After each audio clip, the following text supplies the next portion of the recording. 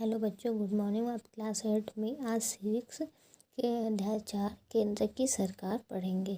जैसे कि हमने जानते हैं कि हमारे देश में राज्य सरकारों के अलावा एक और सरकार भी है जो पूरे देश को कई मामलों जैसे रक्षा, डाकघर, बैंक, रेल सेवा आदि की देखरेख करती है और पूरे देश के लिए विषयों को पर कानून बनाती है। इस प्रकार सरकार को क्या कहते हैं? केंद्रीय सरकार कहते हैं। इस सरकार के कार्य देश की राजधानी दिल्ली में किए जाते हैं, इसलिए आम शब्दों में कई बार इसे दिल्ली वाली सरकार भी कहा जाता है। क्या कहा जाता है? दिल्ली वाली सरकार भी कहा जाता है। जैसे कि संसद, आप लोग जानते हो संसद किसे कहते हैं? संसद में पूरे देश के लिए कानून बनाने का कार्य लोकसभा राज्यसभा करती है और जिससे राष्ट्रपति के हस्ताक्षर होना अनिवार्य होता है। बिना हस्ताक्षर के कोई भी कार्य नहीं किया जाता है ना। राष्ट्रपति तथा इन दोनों सदनों को ही मिलाकर संसद कहते हैं। जैसे कि ये चित्र में संसद भवन दिखाया गया है और यह भारत की राजधानी दिल्ली में है। आजकल तो सभी जानते हैं कि लोकसभा क्या है, राज्यसभा क्या है। टीवी चैनलों हर जगह आपको नॉलेज नेट के द्वारा सभी जानकारी उपलब्ध हो जाती है। जैसे कि लोकसभा, जिस प्रकार राज्यों को विधानसभा क्षेत्रों में बांटा गया है उसी प्रकार पूरे देश को लोकसभा निर्वाचन क्षेत्रों में बांटा गया है। इन क्षेत्रों में विभाजन का आधार भी जनसंख्या की ही है। जैसे लगभग 10 लाख चुनाव क्षेत्र बनाए गए। भारत में कुल लोकसभा 2 सदस्य मनोनीत किए गए। हमारे छत्तीसगढ़ में 11 लोकसभा क्षेत्र हैं। जैसे कि लोकसभा के सदस्य का चुनाव जनता के द्वारा किया जाता है और अपने कार्यकाल के 5 साल वर्ष पूरा होता है और एक सदस्य ही एक ही क्षेत्र के प्रतिनिधि होता है। राज्यसभा, इसमें भी केंद्र के सभी राज्य सरकार के प्रतिनिधि हो, इसके लिए एक और सभा का गठन किया जाता है जिसे हम राज्यसभा कहते हैं। इसे राज्य सरकार की प्रतिनिधि सभा भी कहते हैं। राज्यसभा में 250 सदस्य और इसमें 238 सदस्यों को राज्य सरकार चुनकर भेजती है और 12 सदस्य ऐसे होते हैं जिन्हें कला, विज्ञान, साहित्य, संगीत आदि क्षेत्रों के ख्याति से प्राप्त होता है। उन्हें वो जगह भेजा जाता है। जैसे उन्हें राष्ट्रपति द्वारा ही मनोनीत किया जाता है। छत्तीसगढ़ राज्य में 5 सदस्य मनोनीत किया जाता है। कहाँ? छत्तीसगढ़ राज्य में। राज्यसभा सदस्यों का कार्यकाल 6 वर्षों के लिए किया जाता है। अब समस्या होगी कि संसद के कार्य क्या क्या होते हैं। मतलब संसद के प्रमुख कार्य क्या है? कानून बनाना है। दूसरा, मंत्रिमंडल के कार्यों की समीक्षा करना और जवाबदेही सुनिश्चित करना कि कब, कैसे और क्या कार्य को कैसे किया जाना है और क्या कानून बनाना है कि आगे देश के लिए सही बने।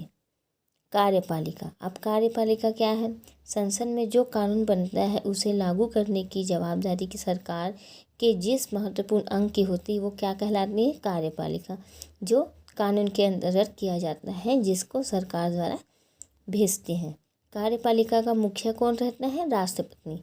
सरकार का समस्त कार्य राष्ट्रपति के नाम से किया जाता है, लेकिन वास्तव में निर्णय कौन करता है? पीएम, प्रधानमंत्री के नेतृत्व में उसके मंत्रिपरिषद के द्वारा किए जाते हैं। राष्ट्रपति, भारत की कार्यपालिका की मुखिया राष्ट्रपति है। सरकार के समस्त कार्य राष्ट्रपति के नाम से किया जाता है, लेकिन वास्तव में निर्णय प्रधानमंत्री व उसके मंत्रिपरिषद द्वारा किया जाता है। उदाहरण के लिए जैसे कि आपने समाचार पत्रों में, टीवी में देखा ही होगा, संसद के में महिलाओं के लिए स्थान सुरक्षित रखने के लिए आरक्षण और बहुत बहस होती है ना। यदि मंत्रिपरिषद यह निर्णय नहीं लेती है कि महिलाओं को संसद में आरक्षण मिलना चाहिए तो यह राष्ट्रपति के हस्ताक्षर के बिना कानून नहीं बन सकता। और कई महत्वपूर्ण बातें हैं जो राष्ट्रपति की सक्रियता के अंतर्गत आते हैं।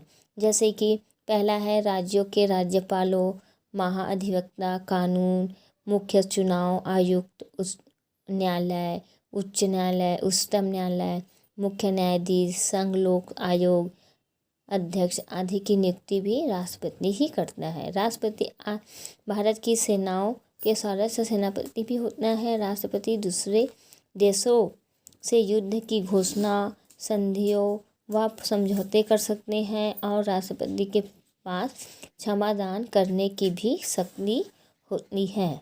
यदि भारत में युद्ध आदि का खतरा हो तो राष्ट्रपति पूरे देश के लिए आपातकाल की घोषणा कर दिया जाता है। राष्ट्रपति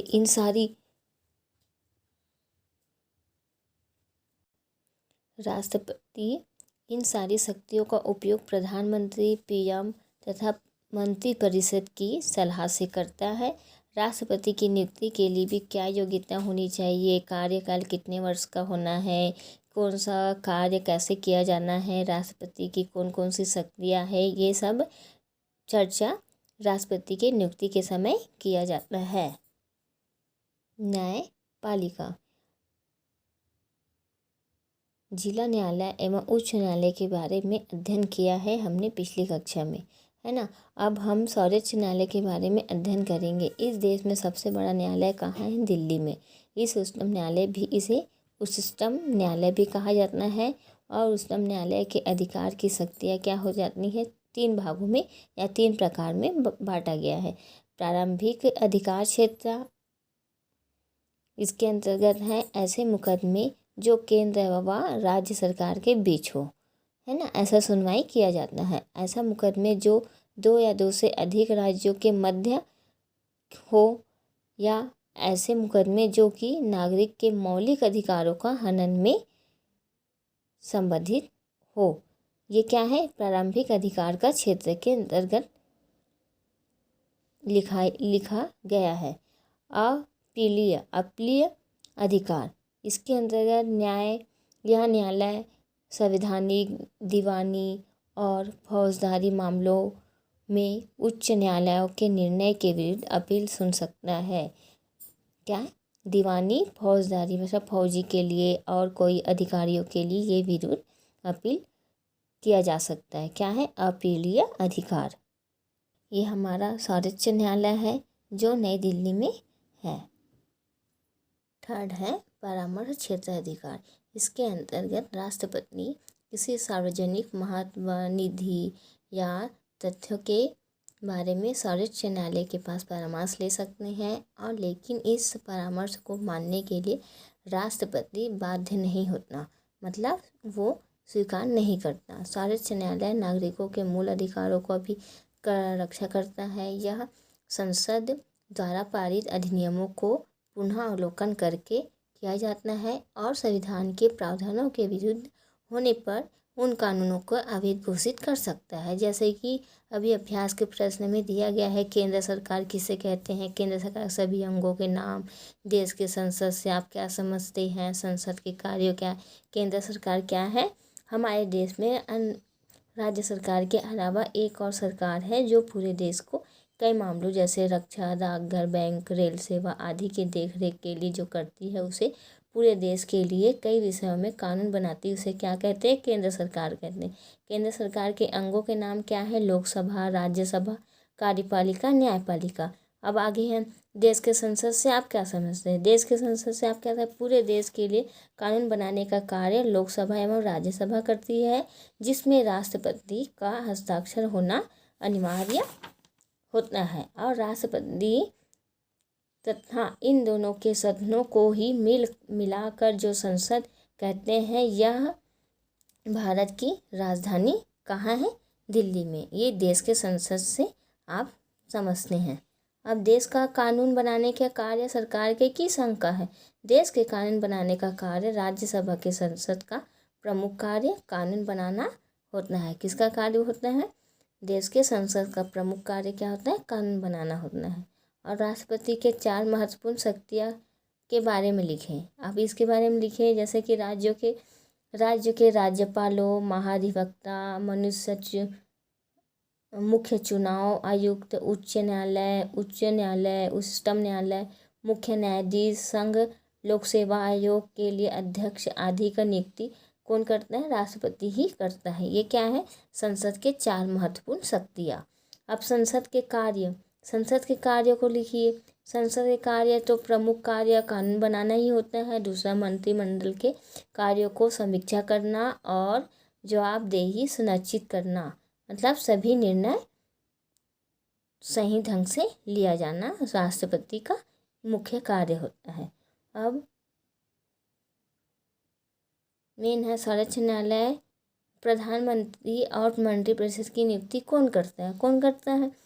बहुमत दल के नेता, लोकसभा के बहुमत दल के नेता और जिस दल में दलों के लोगों से सदस्य निर्वाचित होते हैं, अधिक सदस्यों के द्वारा जिसका समर्थन प्राप्त होता है, उसे प्रधानमंत्री के पद पर आसानी से कर दिया जाता है, जिसमें राष्ट्रपति का हस्ताक्षर होता है। राष्ट्रपति के द्वारा प्रधानमंत्री के सदस्यों के दिए गए नामों के आधार पर ही राष्ट्रपति के द्वारा मंत्रिपरिषद का भी चुनाव होता है।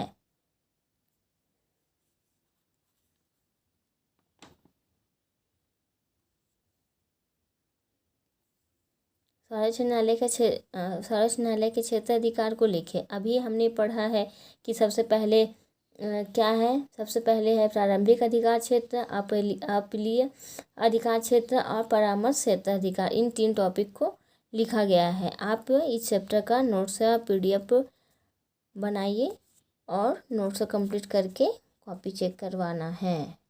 ओके बच्चों, थैंक यू।